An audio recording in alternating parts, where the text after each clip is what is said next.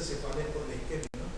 Y porque tenés hipertensión. La hipertensión de por sí causa cefalea. A veces si tenés 240 de presión,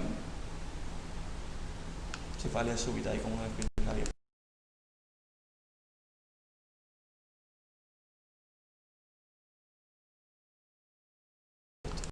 Descenso gradual de no más del 15% y no más del 25% de las 24 horas es para el paciente que está en sospecha de una ACV, no para la emergencia hipertensiva, ¿no? Eso quiero que quede claro. La emergencia hipertensiva tiene que resolverla en una hora. Esto, el ACV isquémico, no. Es un descenso gradual y paulatino y manteniendo la cifra por encima de 150 de presión sistólica.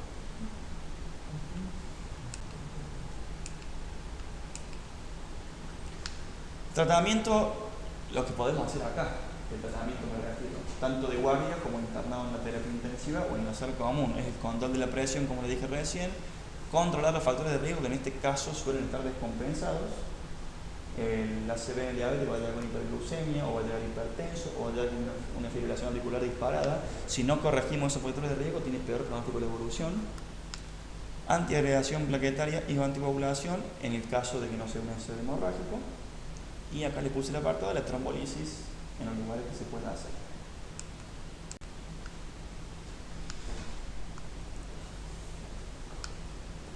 El ACV hemorrágico, yo le puse los signos clínicos que son muy parecidos a los signos del ACV isquémico. Hay alguna cierta diferencia, por ejemplo, hay como que son más predilectos algunos síntomas en uno que en otro, pero lo podés encontrar todos en todos en realidad. No hay una diferencia o una explicación científica de por qué el hemorrágico te puede dar mayor porcentaje de parálisis facial central, por ejemplo.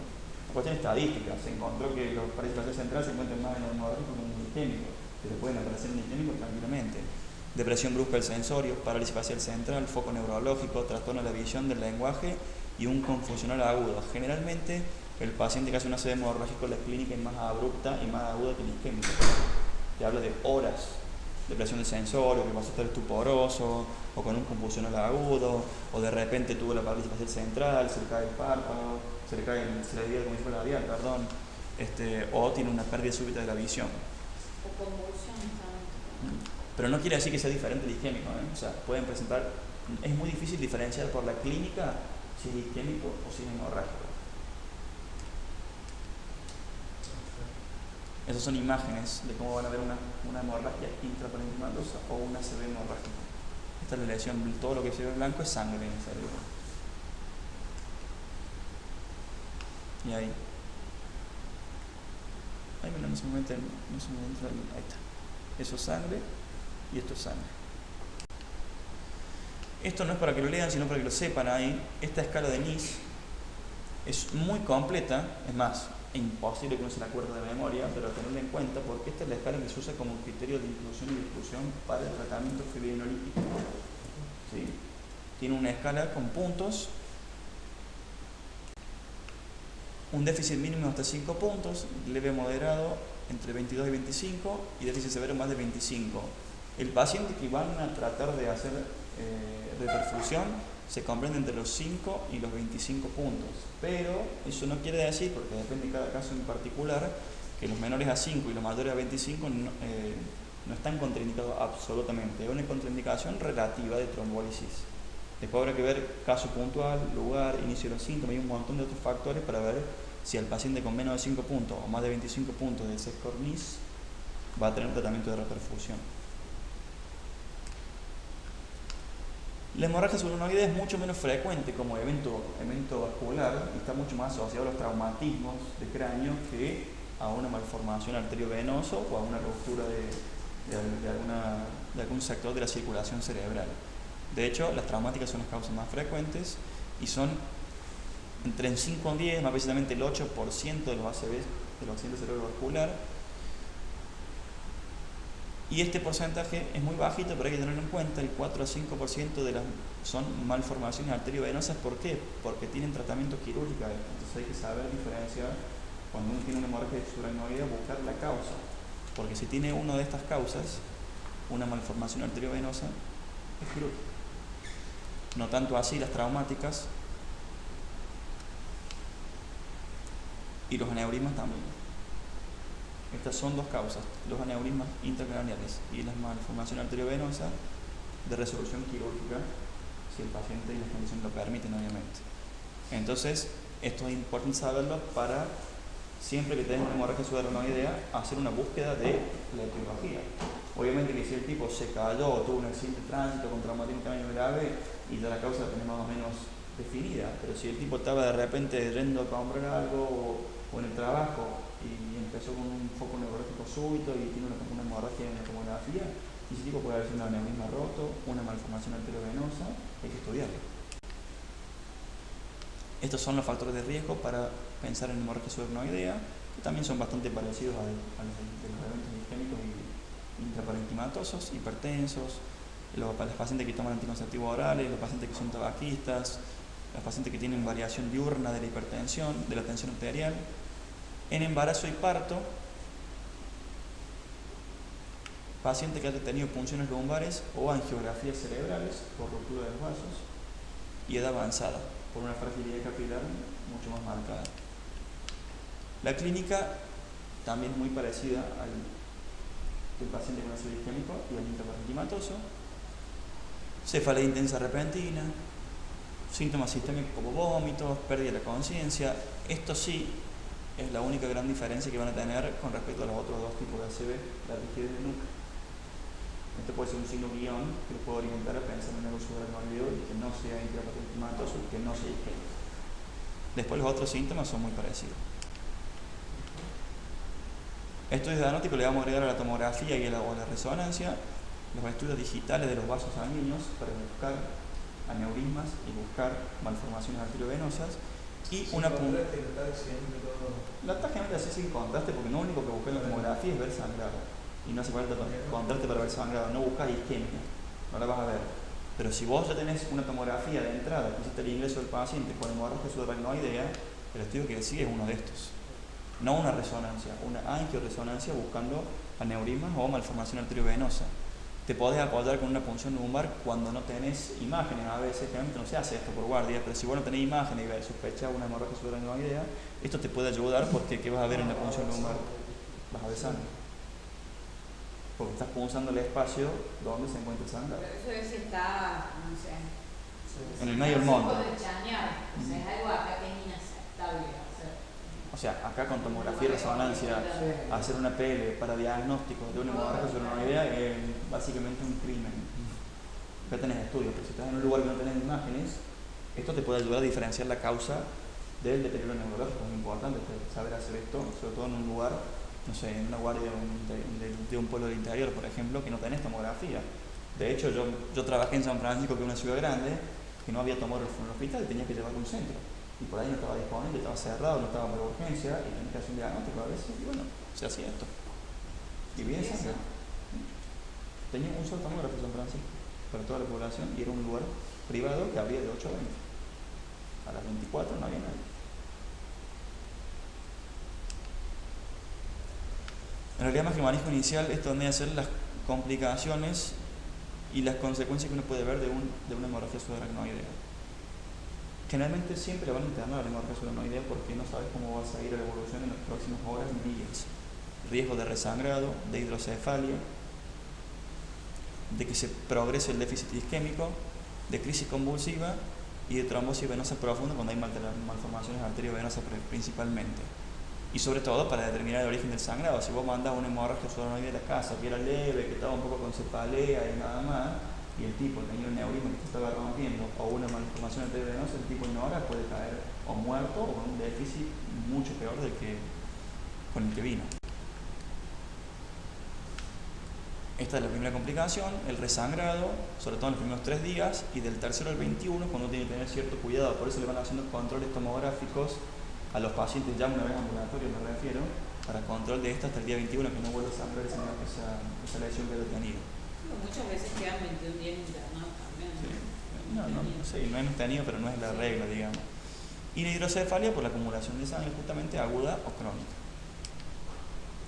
Tratamientos generalmente de la hemorragia subaracnoidea cuando son por malformaciones o por aneurismas, el 100% son quirúrgicas, ya sea por clipado o por un tratamiento endovascular. Esto no es para que lo hagan, obviamente no lo van a hacer ustedes, pero es para que lo conozcan. Y acá tenemos gente que lo puede hacer. Acá tenemos neurocirujanos y tenemos hemodinamistas y neurocirujanos intensivistas también, que saben hacer este tipo de tratamiento. El doctor Julián, lo van a conocer, hace tratamiento endovascular de malformación arterial cerebral o aneurismas. Imágenes de aneurismas, ahí, ahí, ahí y ahí, como se ven en un estudio de hemodinamia. Ven ahí la dilatación, ahí, ahí y ahí. Hasta tienen diferente color y son como una pancita que hace. Eso es un aneurismas.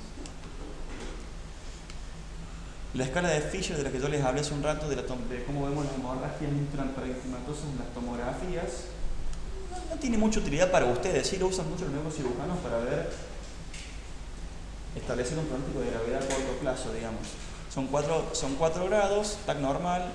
La segunda tiene un gallo silviano o una cisterna llena de sangre con un espesor menor de 1 centímetro. El grado 3 mayor de 1 centímetro y el grado 4 ya es una hemorragia que está dentro del ventrículo o de los ventrículos o un hematoma intraparenquimatoso. Y acá tienen imágenes para que lo vean. Esto es un 2-3, ¿ves? Que tiene penitas en los valles silvianos, un poquito de sangre, esos blanquitos que ven ahí. ¿Se dan cuenta ahí? Y ahí también, mira, ahí. Y esto ya es un 3-4, ¿ves? Es una hemorragia ya intraparenquimatosa esta. Todo eso blanco que ven ahí. Otra hemorragia intraparenquimatosa. Y acá también con vuelco ventricular, dentro del ventrículo. Fíjese que está borrado los cuernos anteriores de los ventrículos ahí y tocó poco sangre eso. Eso se le llama vuelco ventricular en tomografía. Ya que tenga vuelco ventricular es el Fisher 4. Estos no son pacientes quirúrgicos, obviamente, ¿no? Son pacientes con alta mortalidad y alta tasa de secuelas graves, invalidantes. Todo es como. Lo que quiero que les quede claro que más allá que acá no se pueden hacer todavía estos tratamientos de ACV, es mucho más que ver tomografía, tiene un déficit focal, bueno, le pongo a usar en piso y listo. Hay mucho por hacer. A mí me gustaría que se haga más acá. De hecho, hay pacientes que vienen con ACV agudos que uno puede hacer mucho. Depende mucho del logro social, depende mucho moverse. En Córdoba, lamentablemente, para hacer este tipo de tratamiento hay que moverse. Y hay médicos de guardia que reciben a pacientes que tienen criterios de inclusión para hacer o fibrinólisis o trombectomía mecánica y no se mueven, porque si vos no te mueves y no conseguís rápido la ambulancia, dónde mandarlo a hacer, hablar con el médico que lo va a recibir para que le haga el procedimiento, ese paciente queda secuelado.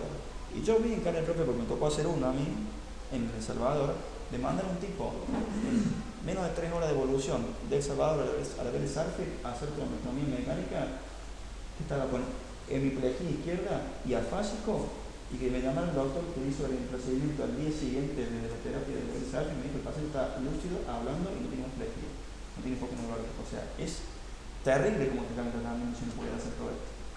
Es muchísima diferencia de dejarte un tipo secuelado de por vida a que en 4 o 5 días lo fuera a su casa caminando y lúcido. Pero hay que moverse un poco para eso y hay que presionar para que se puedan lograr hacer estas cosas en el sanatorio, porque tenemos todo el equipo. Y si hay gente que le ponga pilas a esto y le gusta y le pone ganas a ver a un paciente así, hablar con neurocirugía, hablar con neurointensivista, por ahí hace falta que alguien presione para que esto se lleve a cabo, porque si no las cosas no suceden a veces. Depende mucho. En Córdoba es muy, como se dice, artesanal esto. El que le pone pila por ahí lo consigue hacer en algún lado, y el que no le pone pila tiene un paciente internado secuelado por vida. Y después no se recuperan bien esos pacientes, ¿sí? Después son los pacientes que vemos en la sala, que se internan por ladito, que vienen de un geriátrico, que están con sonda, fásico, hemipléjico, un paciente que ya perdió todo el sentido de ser, pobre. Y esto les cambia de vida. Si algún día tienen la suerte de ver una de estas cosas, no saben lo que es que un tipo de un día ver un hemipléjico afásico va a verlo caminando al día siguiente, impresionante. Parece que es un milagro en medicina. Bueno, chicos, ¿alguna pregunta? Conclusiones para la guardia. Paciente que viene con síntoma neurológico y con una lesión isquémica que ya le viene la tomografía, no le baja una presión de golpe. Paciente que viene con un foco súbito y con la presión por las nubes, es una emergencia hipertensiva, que tiene otro contrario. Ese le tiene que bajar la presión e internarlo. Y sobre todo, le va a pasar que le cae un paciente por la guardia con una ACV de 3, 4, 5, 6 días de evolución, que consultó porque lo trajeron en el viajito, lo sacaron de acá porque no quería venir y cayó a la semana de la ACV, y ya le hace la tomografía que tiene la lesión isquémica así de grande y el tipo capaz que está hemiparético pero está lúcido o está vigil, ese tipo no hace falta visita interna, ya pasó el periodo crítico. Acá muchas veces recibo pacientes de preinternar de neurología, consultorio o guardia con ACV de más de 5 de evolución. ¿Y cuál es el periodo crítico? ¿2 días? Las primeras 48 horas. 48. ¿Sí? Si tenés un diagnóstico que hiciste una tomografía, tiene una lesión isquémica instalada en la tomografía y un foco, y que los síntomas empezaron hace una semana, ya está, ya no hay más nada que hacer con él. Hay que poner el tratamiento preventivo con aspirineta, con atorvastatina, hacer los estudios de buscar la causa, porque si tiene una enfermedad que no sabía, como una fibrilación, una arteria, una carótida tratada, lo mandas a estudiar al ambulatorio, pero no se interna ese paciente. Se interna el ACV agudo, menos de 24 horas de evolución, para control o tratamiento. Más de eso no tiene sentido.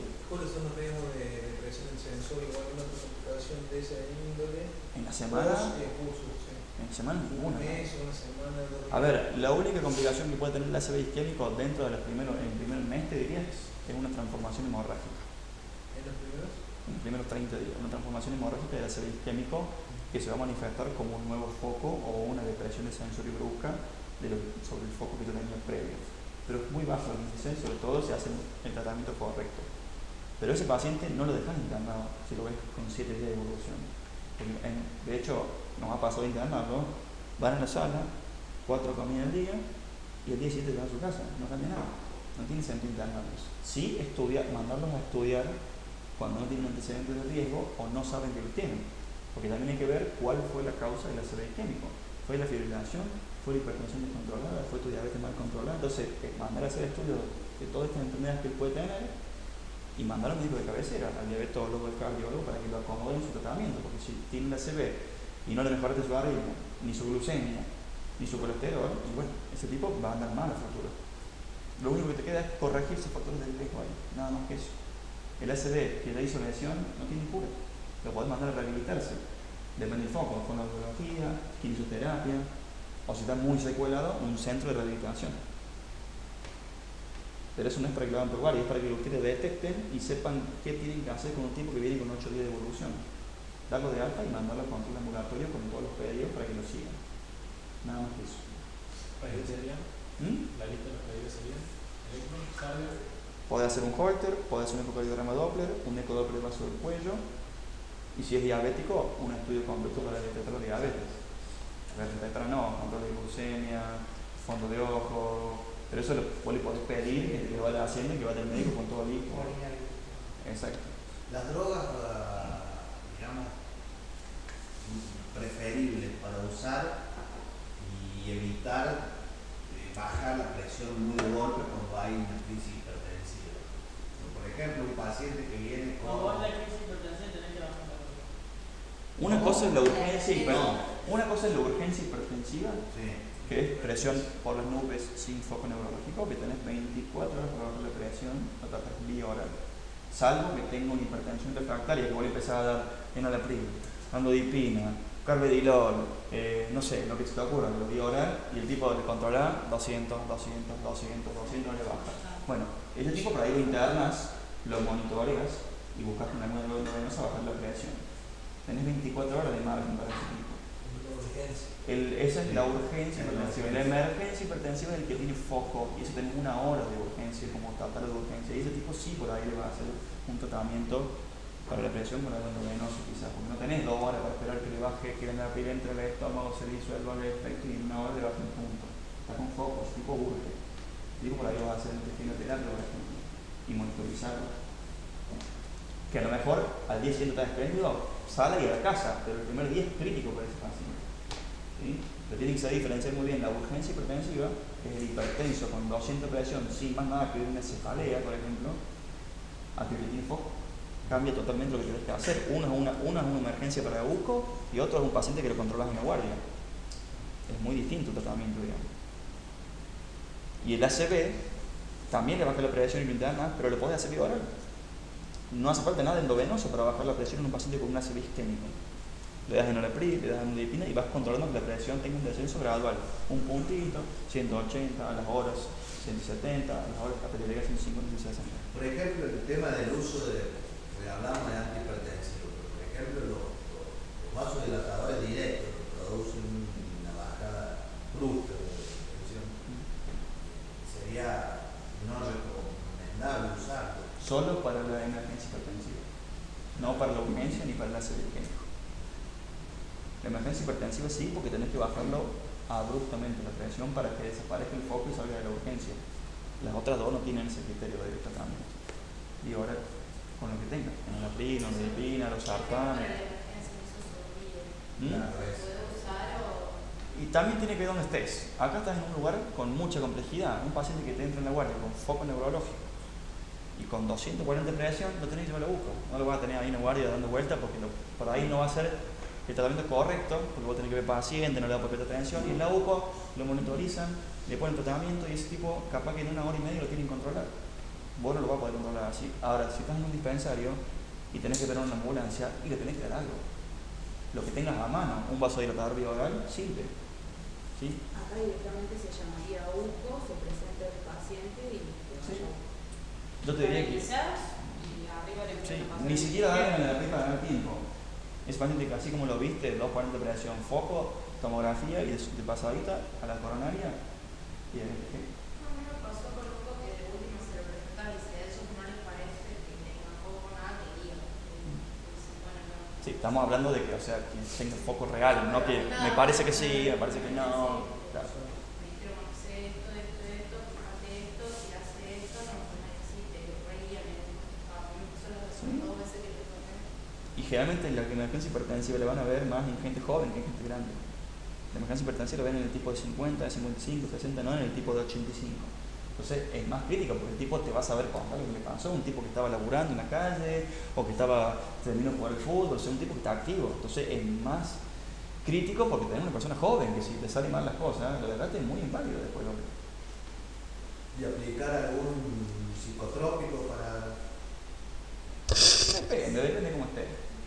Si está muy alterado, pasa que también tenés que darte cuenta ahí si tiene un confusional o no, porque tal vez un psicotrópico o un confusional agudo, no sabes cuál es la. Tenés que tener muy claro qué es lo que estás viendo. Si tenés claro que es una emergencia hipertensiva del libro y el tipo está muy alterado, lúcido pero alterado, le podés dar un psicotrópico para bajar un poco la ansiedad. No le va a bajar mucho la presión con eso, porque en ese caso la subida de presión es orgánica, es una causa orgánica, no es una causa psiquiátrica. Pero te puede ayudar que esté un poquito más relajado. Pero no está como. ¿Qué decir? ¿Algún lorazepam? Sí, Sublingual, podés hacerlo, no está contraindicado, pero tampoco está indicado, digamos, hay una cuestión más de ver caso por caso.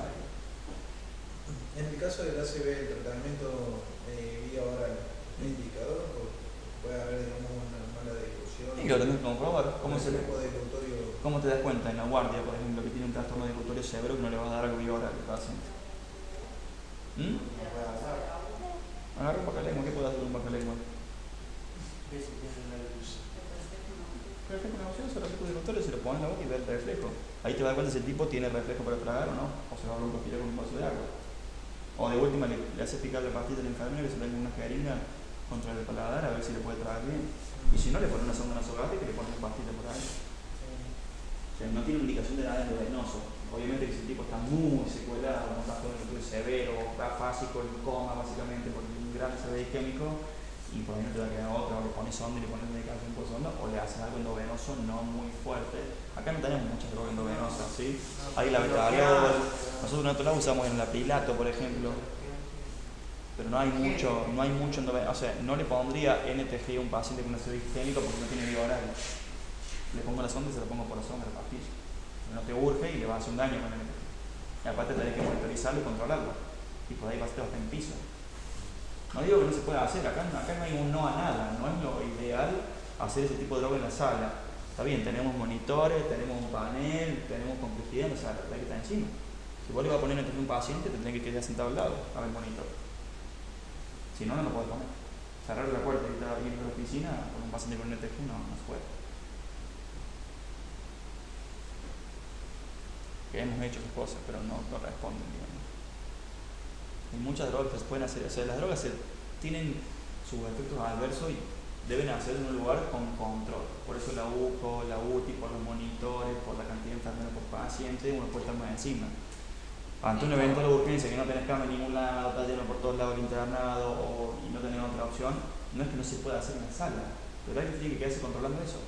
En la guardia, si tuvieran muchas camas frías, como en la guardia del Salvador, de la Allende, hay muchas camas hipertensiva, una emergencia Sí. hipertensiva, localizar con el DG también. Me olvidé parar con esto, estamos Guau. ahora hablando.